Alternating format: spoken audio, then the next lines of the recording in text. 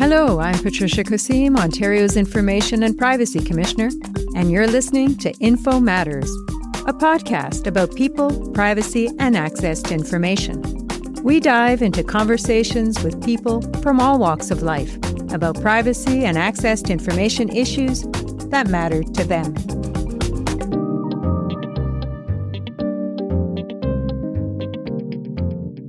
Welcome to Info Matters. The Municipal Freedom of Information and Protection of Privacy Act, known as MFIPPA, applies to a broad range of local public institutions in Ontario, including municipalities, libraries, school boards, and police services. As a result of recent changes brought about by Bill 97, MFIPPA is undergoing what is arguably its biggest overhaul since it came into force 35 years ago. The changes involve both the privacy and access to information obligations of institutions. Some of the amendments relating to FOI processes already took effect on July 1st. These include giving institutions longer response times and more flexible procedures for handling complex requests. On the privacy side, there are more changes slated to come into force January 1st, 2027.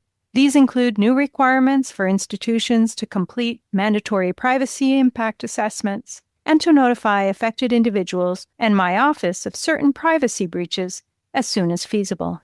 Institutions will also have to submit annual statistical reports on the total number and types of privacy breaches they experienced during the prior calendar year. Also, as of January 1st, 2027, my office will have more extensive investigation and enforcement powers, including the power to issue binding orders against municipal institutions. My two guests today are well-seasoned administrative experts in the municipal world. They will help shed light on what municipalities can expect as a result of these statutory changes and how municipalities, both small and large, can best prepare to operationalize them in practice. Joining me today is Kyle Pratt, President of AMCTO, which is the Association of Municipal Managers, Clerks, and Treasurers of Ontario. Kyle is also the Chief Administrative Officer of the town of Tillsonburg. We're also joined today by John Elvidge, Clerk for the City of Toronto. John serves as a valued member of the IPC Strategic Advisory Council. Kyle and John, welcome to the show. Thank you. Great to be here. Thanks for having us. So let's dive in. Government transparency is high on Ontarians' agenda right now. Indeed, Ontarians are highly interested in what their governments are doing, and they're exercising their right to access information more than ever. Our latest annual report shows that institutions received over 84,000 Freedom of Information or FOI requests in 2025, and that's an increase of more than 20% from the previous year. As municipalities, both large and small, how are you dealing with this soaring rise in FOI requests? And what other types of day-to-day challenges are you facing on the ground? Kyle, maybe we'll start with you and then we'll go to John. From AMCTO's perspective, we're hearing about these issues from municipalities of all sizes across Ontario. As the professional association, which includes more than 2,200 members working in 98% of Ontario municipalities, including municipal clerks and roughly half of Ontario CAOs, we've been actively involved in the conversation around MFIPPA modernization. What we're hearing from members is that access, privacy, technology, and public trust are becoming increasingly interconnected, and the recent amendments reflect many of the changes municipalities have been asking for. AMCTO has been hearing from FOI staff for years the concerns about increasing incivility from members of the public when it comes to FOI. It's especially tough in smaller communities where people come up to you at the grocery store or in parks. But the rising incivility doesn't just hit FOI services. It's across the board. AMCTO released a survey last year where 85% of respondents reported experiencing or witnessing harassment from the public and 94% reported incivility. And in both cases, more women experience these behaviors. It can be tough to try to provide access and customer service when people treat you as an adversary, are rude, or harassing, when all you're trying to do is provide them with services and access they want. Another area we're hearing about from our members is where AI meets privacy protection. In your annual report, you highlighted AI and the digital intensification as defining issues for the sector. And that aligns closely with what our members are telling us. The fact is, Read AI notes pop into every meeting. It's built into programs and applications. AI is looked at as an opportunity to assist with repetitive tasks and other potential innovations, but there's a privacy risk of putting information into a system that there's little to no control for the municipality. And the increased use of AI is the reason that the Act should be comprehensively reviewed and updated to reflect changing technology as well as resident expectations. It is popping up and being used for staff across municipalities, but the use must come with good governance and staff training so the privacy protection is balanced with enabling its appropriate use. So rising volumes, incivility, and increasing use of AI, very interesting. John, what about you? What are you seeing at the City of Toronto? Well, Commissioner, I wasn't surprised to see the stats in your annual report. Or maybe I should say I was surprised because for a long time I thought maybe we were the only ones experiencing the increase in volume and the increase in complexity of access requests on that side of the business. We're on track to be over 35% up on FOIs over the last 2 years by the end of 2026. Obviously reflects the public's interest in accessing information for their own use, for advocacy, for research purposes. Something else that we notice is the complexity of access requests, the types of records that are being requested. We talk about this idea of a digital sprawl. We have records that are being created in different places and different platforms on different devices even. The requests for records and the searches for responsive records on the institution side are becoming increasingly complex as well. I certainly agree with Kyle. The incivility that has crept into public life is something we don't just see at counters, but we're starting to see in terms of our relationships with requesters. It disappoints us, I think, because the people who on our team that work in the access business consider themselves to be facilitators. These are people who share the objectives of the Act in terms of making information available, but we understand that people may be frustrated or skeptical or have lost trust in institutions, and that's starting to play out in the interactions. Kyle mentioned AI. There's two things on that. We're seeing more and more people using AI to prepare access requests, which quite frankly is not helpful. The tendency of AI to hallucinate or overestimate the types of records that might be available means that we're going back to requesters more often to narrow requests or restate requests. And that's a new phenomenon, really, since the rise of the generative AI tools. AI has a connotation on the privacy side as well. I think those of us who act as the heads of the institution under MFIPPA, we see our responsibility to try to apply the legislation to the use of AI. And that sometimes puts us in conflict with those who are trying to enable or those who are trying to really accelerate the use of AI. Thank you for that level setting. That was very helpful. And I'd like to turn now more specifically to the changes to MFIPPA legislation that I mentioned earlier. And John, I'm going to start with you on this question. You've been working with the City of Toronto now for almost as long as MFIPPA has existed. And these amendments represent the most significant changes to the Act in decades. So from your perspective, what are the biggest changes municipalities need to understand right now and start getting ready for? I have the luxury of speaking from the largest municipality in Ontario. And because of the volume that we faced both on the access and the privacy side, we're fortunate in that that work has resulted in resources that allow us to address those things. So we have had lots of experience both with the access side, but as well on the PIA side and privacy breach reporting. Most municipalities have some experience with the access side of the Act. And so some of the new provisions in the Act are, I'm sure, are going to be quite welcome. My perception is it's more on the privacy side, but not all institutions have had that experience. And I've got a couple of things I think that's worth considering. One is the requirement to complete PIAs. This is a good time now to start sorting out roles within a municipal institution. The roles of the clerk, if the clerk is the head of the institution or whoever holds those duties, the legal advisors, the technology providers, and cybersecurity advisors. Those four pillars, plus the municipal departments that are responsible for collecting information. What's everyone's role going to be? This is a great time to try and sort that out so that when there are new collection exercises where PIs being collected or where there are privacy breaches, whose job is it to do what and in what sequence? And so this is a good time to be thinking about that rather than trying to invent that maybe with the first privacy complaint under this legislation or first PIA. So sorting out roles. The second thing, the challenge we have even in a large institution is, do you have the systems to capture when your institution is collecting PI or when there's a privacy breach? Does everybody in the municipal institution understand their obligations?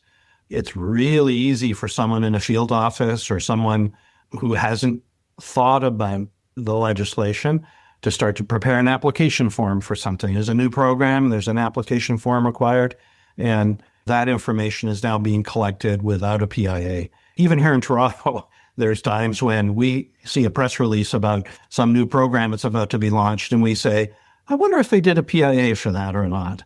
And we get on the phone to find out. So what are the systems that are in place to capture both new efforts to collect personal information and then, of course, more importantly, privacy breaches? Now that the obligation is for the institution to make those reports to you, Commissioner, how do we know that there's a central place in the institution where those are going to be captured? My other piece of advice is no one is alone in this, right? There's lots of municipalities in Ontario who have experience in some of these things, ourselves included. Our association is also able to provide resources through AMCTO and through the networks that exist within there. There are access resource groups and collaborating groups. So don't be shy, I would say, about borrowing templates or asking for templates and policies and procedures and the types of things that need to be put in place. We don't have to have 444 different initiatives here in every municipality in the province. So anyway, those are some of the things I think would be my best advice to people to get ready for January 1st. Oh, that's great advice, John. Very, very wise. Kyle, from your conversations with municipalities across Ontario, particularly now the smaller municipalities and townships, what changes do you think they're happiest about, and what changes are causing them the greatest concern right now? For some communities, the changes on the FOI side will be welcome. However, implementing these, as you can appreciate, requires some upfront operational work and what is very little time. In terms of the positives, it's probably the alignment of the timelines with the business days. It's just clearer for everyone when the timelines start and end, and timelines reflect operations of the municipality.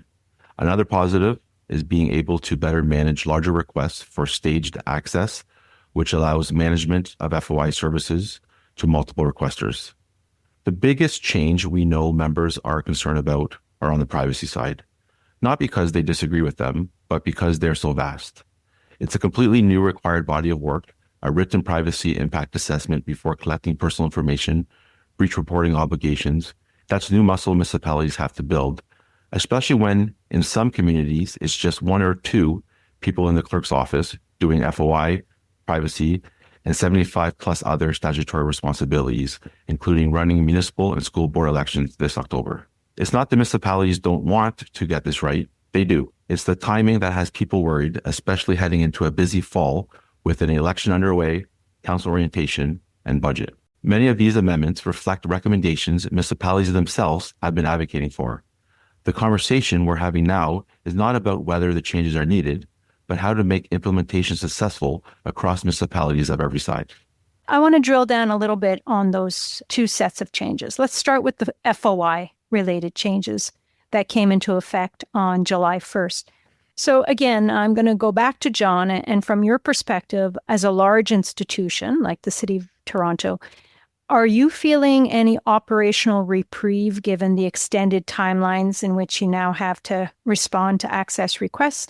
And are you making use of the new flexible tools you have, like providing staged access plans in cases that involve very large or voluminous records? What's your experience to date on the access side? We're pleased about the changes to the timeline from calendar days to business days. That makes sense. and the staged release as well. But you know what? I kind of view them as kind of catching up to what reality was anyway, in terms of the high incidence of municipal institutions having to resort to extensions. It certainly provides more time for both the record search and for the review of records. But it seems to be a little bit in line with what we've been experiencing anyway. The staged access, we've been doing that actually for quite a while informally, and we really welcome the guardrails around it. Like, the rules around it are great. We appreciate the rules around the requester having to be involved in the approval of that plan. We hope that participation in negotiating that stage plan is actually better for the process. It requires them to be a little bit more involved and in dialogue with us, and where we've done that informally, we've enjoyed that relationship. But just back to the dates for a second, what can we say about the previous, regime of 30 days to try and turn around records with the volume and complexity that we've already talked about, and that digital sprawl, the time it takes to actually locate those records, and then the time it takes to review those records by our access team to make the necessary and required redactions. It sounds like a lot of time, I'm sure, to a requester, but in reality, it's been a tight timeline for some time. Some of the requests that we receive yield thousands of pages of records, for example. We have to take the time as access professionals to review those thousands of pages and look for protected information and apply the act. When I started, let's say that at the beginning, since you mentioned how long I've been working, Commissioner, when I started, records were created on a typewriter with carbon paper and put in a file. And locating records was a much easier chore than it is now, when records, again, sit on all these platforms. So the 45 business days is welcome to us, and we are already making good use of that in terms of managing the expectations on the part of members of the public who are requesting info. With 45 business days, we'll certainly be looking for improved response rates among institutions. There's a lot more flexibilities now available, and we hope that the institutions will make good use of those in the 45 business days, so that we're not in situations of deemed refusals as frequently as we found ourselves in prior to July 1st. So, Kyle, what about you in your role as CAO with the town of Tillsonburg? Have you had any experience applying the newly amended FOI provisions? And if so, what's been your experience to date? One of the things we pride ourselves in the municipal world is the great work our associations do. There has been some great information sessions and forums offered on the new MFIPPA provisions by AMCTO. Our legislative services team at the town of Tillsonburg has attended a number of these sessions to ensure they are aware of the new requirements and to have a better understanding of how to move forward in implementing these changes. To date, Tillsonburg has reviewed and updated our current policies and practices to include the new MFIPPA provisions on timelines and staged access. I know that my team is pleased with the extended deadline for access responses and the business day calculation of certain statutory timelines. So let's turn now to the privacy-related changes to MFIPPA that are slated to come into force January 1st, 2027.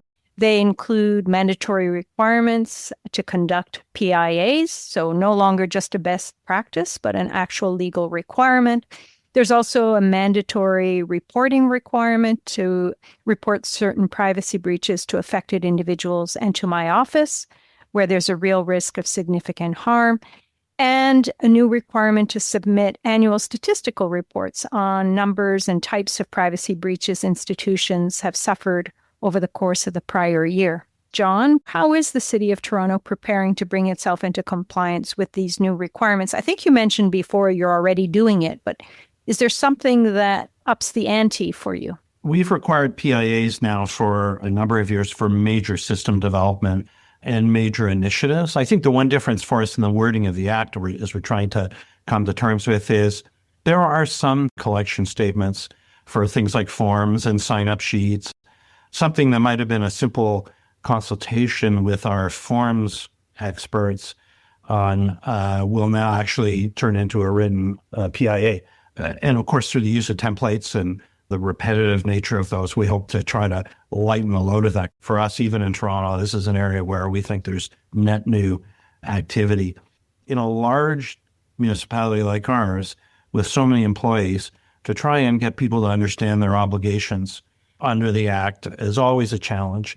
One of the things we've done, though, that we're quite proud of is we have a program we call it the IAM Champions Program. Every department head here at the city is asked to appoint someone in their department who becomes an IAM champion. It's everything from records to through to access and to privacy. So we'll be really heavily leaning on this network of champions across all of our departments to address this communications challenge. How to make sure that, again, someone who's designing a form and they innocuously think is, who cares what this form looks like? Well, we care what the form looks like, and how do we capture those instances? So that's one of the tools that we're going to use to improve our capture both of privacy breaches and collection of PI. Wow, great idea. As you may know, my office recently updated its guidance on privacy breach reporting and privacy impact assessments. So I was wondering, Kyle, particularly in your role as president of AMCTO, are there other educational resources you think your members might need from my office to bring them into compliance with the new privacy-related requirements? Yes, guidance from your office is always appreciated. The most important thing for municipalities is that these resources consider scope and scale. Not every municipality has a specialist in privacy. It's often the clerk who is the jack of all trades. So simplified, step-by-step guidance in non-jargon language is always important. There are ranges of program maturity from municipality to municipality. Guidance that reflects this is important so that municipalities can work to build their program brick by brick towards a more robust system over time. Sample PIAs or a repository of PIAs for common municipal applications, programs, and services are something else we have heard that would be helpful. While due diligence and risk assessment would still have to be completed, being able to leverage existing information and approaches is beneficial to helping those without capacity to start from scratch. On timing, that's one thing we're pressing the government on this fall. We would like to extend the compliance and enforcement timeline for the new requirements to July 1st, 2028, so implementation doesn't outrun the guidance and resources your office and ministry are rolling out. More time would allow for staff to build out the necessary pieces to manage these new requirements and request additional resources for the municipal budget approval process, which won't start until after councils are inaugurated in November. Another thing I mentioned is that effective January 1st, 2027, my office is going to have strengthened powers of investigation and enforcement, including the power to issue binding orders against municipalities. John, in what way, if at all, do you think that this might affect the nature of interactions between municipalities and my office? Well, I would hope it doesn't have much of an effect at all. I understand maybe for some municipalities that might be daunting, but our offices have worked together on investigations on complaints you've received. And, in our experience is they have always been highly cooperative, collaborative conversations and investigations. I mean, look, in the clerk's business, one of the things we're interested in is having our residents be able to exercise their rights to participate in local government. So, whether that's the right to vote, something we're very preoccupied with at the moment, or the right to open meetings of council so people can see how the decisions are made. The right to privacy and the right to access information are both important things that we're kind of hardwired to support. Our experience here in this office is when we've worked together with yours, Commissioner, there's usually a shared goal. An investigation usually means there is an important and compelling public issue to be explored. I think of your investigation into the vending machines at the university campus. What comes out of that but a kind of a good warning or a good set of guidelines and guardrails for all institutions as we move forward in different kinds of arrangements with private sector partners and the mix of public-private things. Nothing but good can come out of shedding light on some of these thorny public issues, and our assumption is those are the types of things that are going to result in investigation. Those where we really kind of want to know where the boundaries are in emerging issues. So I'm hoping that it doesn't change the relationship to that degree. We've already enjoyed a relationship with you on a complaint basis. And my advice to my peers and colleagues would be not to let this affect the relationship. That's great to hear, John. And you're right. In my annual report, we reported that we resolve 89% of appeals and complaints at early resolution, mediation, before they even get to the investigation or adjudication stage. So you're absolutely right. There's a lot of collaborative work that's done on the front end to get to our shared objective, which is participation in local government enabled by privacy protection, transparency, and public trust. All of those things are hardwired, as you said, into what our work is all about. Kyle, knowing that there are many small towns and cities that don't have the same level of expertise or resources, do you think that the new changes will create a chill for smaller municipalities? Or on the contrary, are they going to be motivated to reach out to my office to seek guidance and support? What do you think? I think municipalities are worried that right on January 1st or soon thereafter, the enforcement hammer will come down before municipalities have a real chance to build these programs out. We have to remember that in many municipalities, there aren't dedicated staff and there aren't enough financial resources available, either given the number of programs and services municipalities provide. That's what is keeping our members up at night, not the substance of the requirements themselves. What motivates outreach for help is a clear signal that the relationship in year one is going to be about education and capacity building rather than penalties. If municipalities know they can come with questions or even flag gaps without it triggering an enforcement response, they'll engage early rather than staying quiet and hoping that they got it right. It gives all of us time to build muscle, learn from one another, and get it right together rather than everyone racing to the clock. That's a very good point, Kyle, and certainly one we take note of and can appreciate from your perspective. I want to just gaze into the crystal ball for a brief moment and ask you to look ahead a couple of years. And what impact do you think these MFIPPA amendments are going to have on the state of access to information and privacy programs among municipalities across Ontario? If municipalities get the runway and support they need, I think we'll see privacy management grow in maturity across the sector in a way that it hasn't before. Formal PIAs, documented breach controls, more consistent practices, whether you're a small township or a large city. The risk is a two-tier outcome. Municipalities with dedicated privacy staff and budget get there, not without their own struggles, given their limited capacity, but more smoothly than smaller and rural municipalities who make up the majority of our membership, who struggle to keep pace without more support. That's a real equity issue for the sector, not just an administrative one. It really comes back to what we started off with today. Public trust, incivility, access, transparency depends on proper implementation. Long-term, from a privacy perspective, this will also depend on the framework around AI governance and risk associated with its growth and use. We also hope that we see continued improvements to MFIPPA that AMCTO and the sector has long been calling for. There's still work to do on things like addressing frivolous and vexatious requests, information sharing, and building a regular review cycle so we're not having the same conversation in another 35 years. Modernizing MFIPPA isn't just about compliance. It's about making sure the legislative tools municipalities have match the commitment they already have to open government. A clearer act, clearer timelines, clearer principles, clearer processes means less time spent interpreting ambiguous provisions and more time delivering access and protecting privacy. I can certainly tell you that the challenges small municipalities are having in Ontario are very similar to the challenges of small public bodies across the country. In fact, my federal, provincial, and territorial colleagues and I discuss this quite often. And it's a challenge I think collectively we need to try to address, given the realities that you face on the ground. So thank you for your perspective.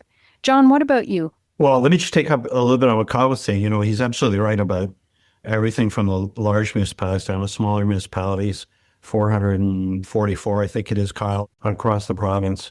It's always a challenge in any provincial regulatory regime, that difference in capacity between big and small. We're very aware of it in Toronto, and one of the things we try to do is contribute to our association together with some of the other large municipalities in the province to try to provide some knowledge transfer and technical transfer. So, I just want to validate what Kyle's saying. It is it's a real issue, and I'm fortunate to head an organization that has those resources. But wow, the whole landscape is becoming so complicated. It really starts with the nature of records and how the nature of records have changed. Talked earlier about the digital sprawl. The issues we have in access in terms of response rates and capacity really come from an explosion in the complexity of records and how we're managing those, and the conventional approach that's reflected in our information management schools or in our information management associations, information management practices. I'd probably go out on a limb and say we need to start there in a way to take a look at what are public expectations about the way records are managed and what resources are being allocated to the management of records. We always say here to city departments that access is easy if you've mastered the record side of things, right? If you have a good repository, the production of responsive records on the timelines, new and old, are so much easier. But in how many Western organizations can say they manage records, or any of us as executives even, that we manage records with precision? Maybe in a way we did when it was just a typewritten document, you gave it to a file clerk and it was put in a trusted repository. But now I got devices all around me here. Some things are buzzing while we've been talking, and it is a little bit like we're drowning in these different forms of records. I don't think I'm answering your question directly, but it is, to me, the future is dependent on us agreeing in the public sector what's the right way to manage records. How do we manage the information in such a way that then access can be given to those records? Maybe there are new approaches and new thoughts on that, and that's something in the next wave we probably really need to turn our attention to while we're trying to keep our heads above water with these large percentage increases in record requests year over year. That's so true, John, and very insightful. And you're right, maybe it's the next wave of legislative amendments that will bring forth solutions. Maybe well before then, we will have found administrative solutions, technological solutions. It is very much tied to records management. And I couldn't agree with you more. So let's zoom out a little further still for the last question and ask you, what impacts do you think that these MFIPPA changes will have, if any, in moving organizational culture towards greater transparency and privacy protection? And ultimately, will it move the dial in terms of increasing public trust in the municipal sector? As municipalities, we feel we're the most open and transparent order of government. But saying that, there's always room for continuous improvement, of course. As you noted in your annual report, public trust is central to the IPC's mission. Municipalities and their staff share this goal, and from an access perspective, they are doing well with the limitations they have, over 80% response rate within 30 days. These changes, if implemented well, should reinforce that. Clearer timelines and a modernized definition of a record make it easier for residents to actually get the information they're asking for. And mandatory breach reporting means that the public can trust that when something goes wrong, there's a transparent process behind it to deal with it. But public trust isn't about rules on paper. It's built request by request, interaction by interaction with the clerk's office and across departments which hold this information. The best thing we can do is make sure that the people delivering these services have the tools, time, and training to do it well, not just a policy requiring them to do it. Great, Kyle. Thank you. John, last word to you. We're prepared to celebrate as wins. A couple of things in the legislation that are going to make our job in our office easier. The first, obviously, is the reinforcement of PIAs and privacy breach reporting. And even though it's been a policy of ours here for a while, I appreciate the opportunity to now have the conversation with my CAO, city manager, to point out that these are now statutory requirements. From a testimonial point of view, as an institution that's had at least a policy requirement for PIAs, it's going to have an impact on the privacy culture of an organization for sure, because we hope that people are going to stop and think twice before they over-collect or exceed their retention schedules and all these types of things that we want to try and avoid. So while we sort out the future, while we sort out these larger challenges, there's some good interim measures here that in our office in City of Toronto we're going to use to improve and educate the people who work here about their obligations. It is we're a step in the right direction, let's put it that way. Well, this conversation has left me very hopeful about the state of affairs in the municipal sector. And I just want to say thank you so much, John and Kyle, for taking the time to have this conversation with me today and to share your insights with our listeners, many of whom are from the municipal sector. Thank you, John. Thank you, Kyle. Thanks, Commissioner. Thank you, Commissioner. Well, as you've heard, municipalities indeed have a lot to do to prepare for the new MFIPPA changes brought about by Bill 97 in terms of both privacy protection and FOI-related obligations.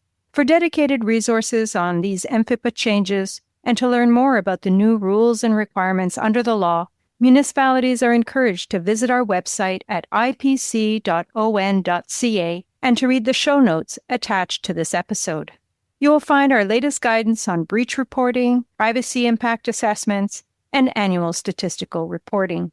We're also in the process of reviewing all of our other related resources to bring them up to date with these important MFIPPA changes, so please keep an eye out on our website and social media. And don't forget to check out our Transparency Challenge 3.0, which calls on all public institutions, including municipalities, to show us their innovative projects that advance open data, access to information, and transparency. Stay tuned for the release of our third exhibit in our Transparency Showcase that will be unveiled during Right to Know Week in late September. Well, that's it for this episode, folks. Thank you all so much for listening, and until next time. I'm Patricia Kassim, Ontario's Information and Privacy Commissioner, and this has been the Info Matters podcast. If you enjoyed the show, leave us a rating or a review. If there's an access to information or privacy topic you'd like us to explore on a future episode, we'd love to hear from you. You can comment on our posts on Blue Sky and LinkedIn, or email your ideas to podcast@ipc.on.ca. Thanks for listening, and please join us again for more conversations about people, privacy, and access to information. If it matters to you, it matters to me.